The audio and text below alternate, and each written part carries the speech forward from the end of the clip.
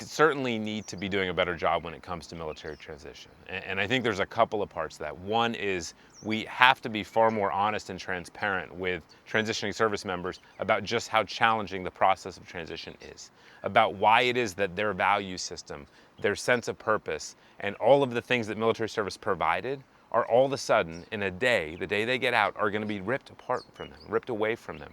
And they're going to have to start to reinvent their life and who they are. What we currently focus on are jobs. And we say, okay, so you got to go out there in the world and get a job. But the military is not a job. It's a calling. It's a vocation. And if it was true that giving veterans jobs was the solution to transition struggles and other mental health issues at a time of incredibly low, less than 3% unemployment in the veteran space, you should see a significant reduction in mental health issues. We don't see that. And so I think part of what we need to do when we talk about fixing transition is to make sure that veterans can hear from peers that, hey, this is going to be really, really challenging.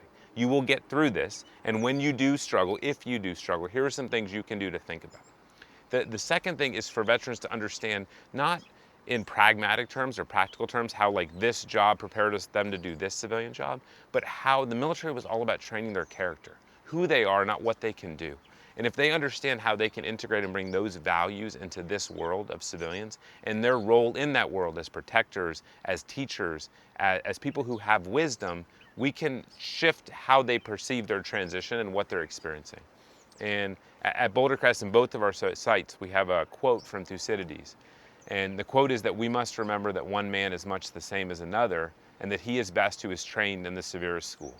We fundamentally believe that those who've been to combat are different in the best ways possible, that they understand things that the rest of us as civilians will never understand, and it's our responsibility to learn from them and their responsibility to teach us.